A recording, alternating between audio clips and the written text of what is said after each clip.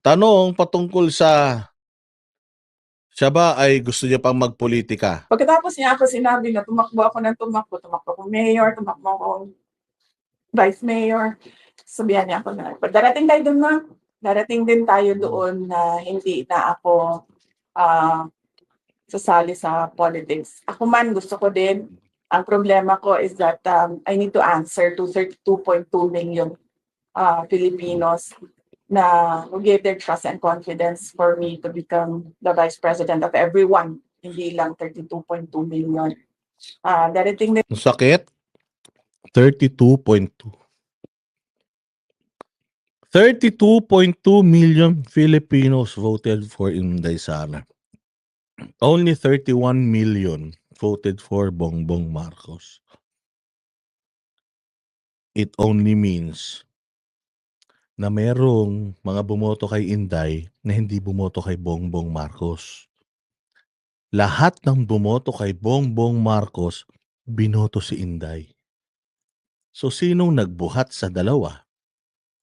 Yung 32.2 million ang bumoto o yung 31 million ang bumoto? Kayo nang bahalang sumagot. din tayo doon na hindi na ako sasali sa politika. But buhay kasi natin, hindi natin alam kung anong mangyayari bukas. We can only plan.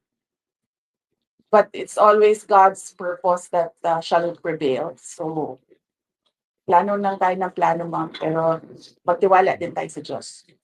Wala pa yan sa mga plano ko, ma'am. I was asked kung tatakbo ba ako sa 2028 and then I answered doon sa mga kasamahan natin sa media sa National Capital Region.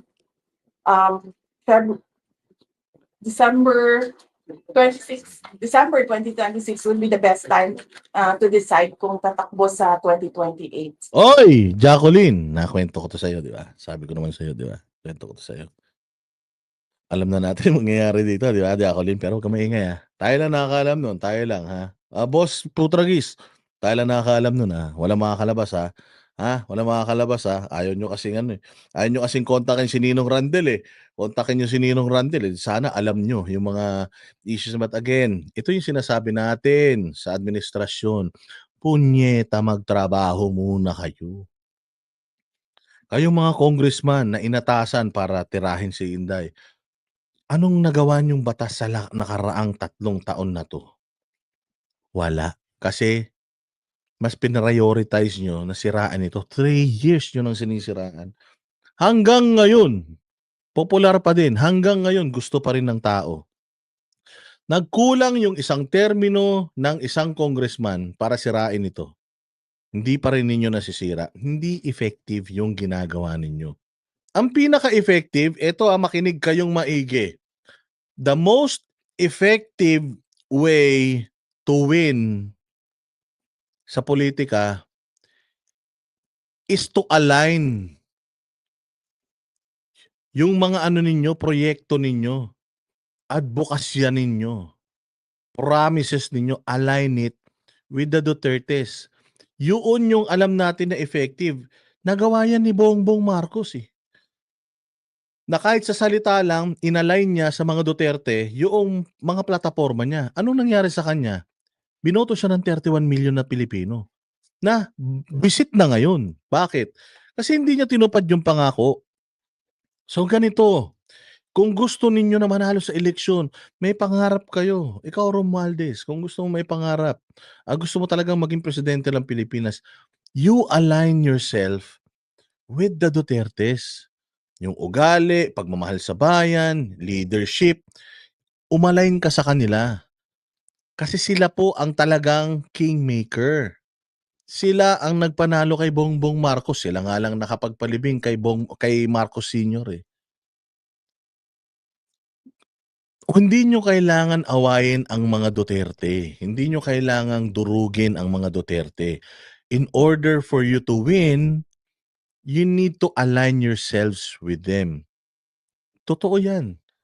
Proven yan.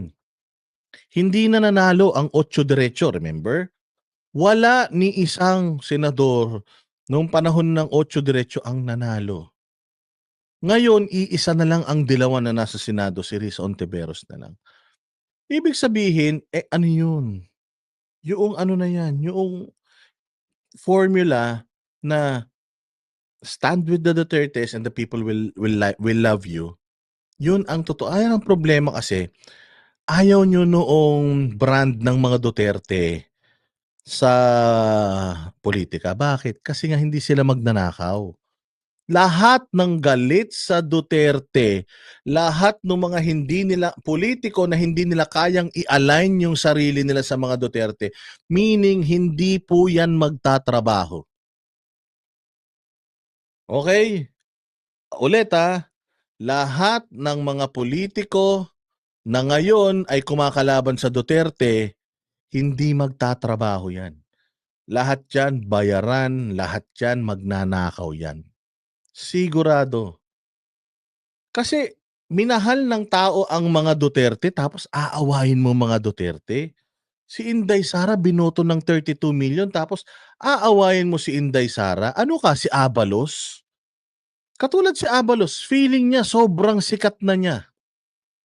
Feeling niya, yung paglabas-labas niya sa TV, yung pag drama-drama niya sa mga press con, akala niya magpapanalo sa kanya yun sa eleksyon.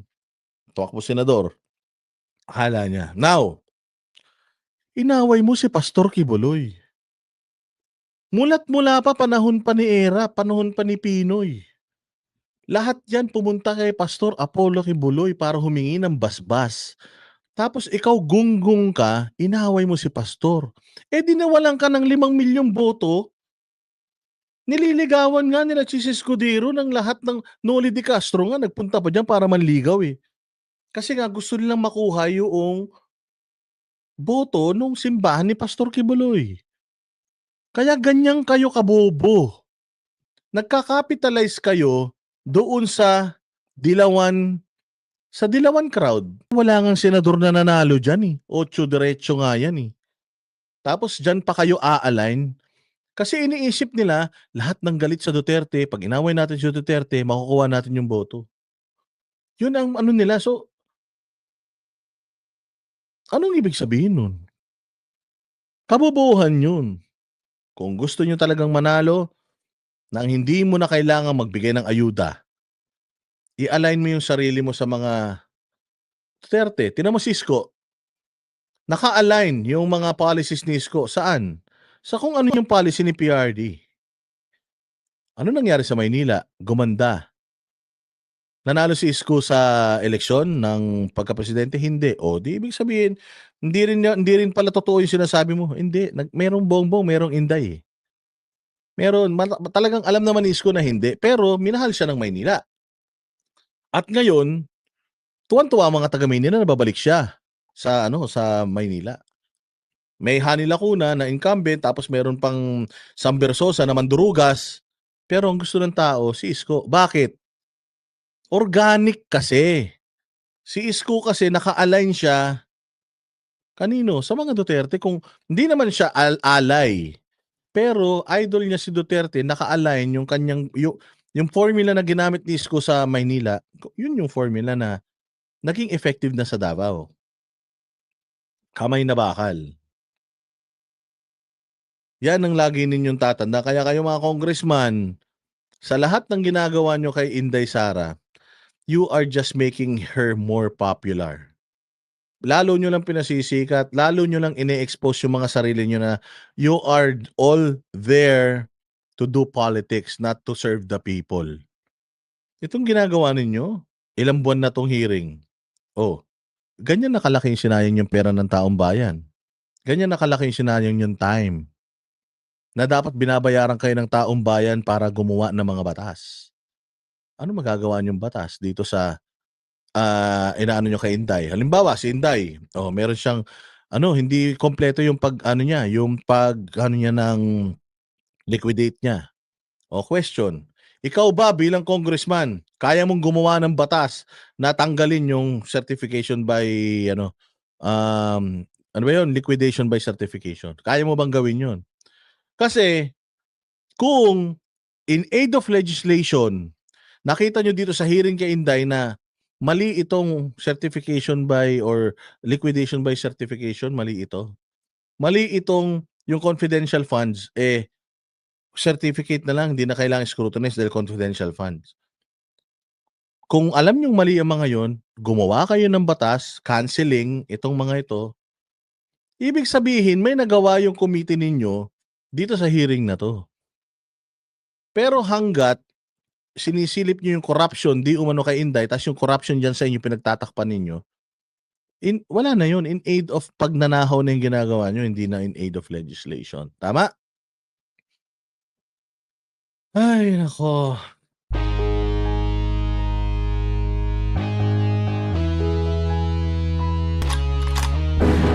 Yan ang Banateros, walang inuurungan. Pag tama palakpakan, pag mali ay babanatan.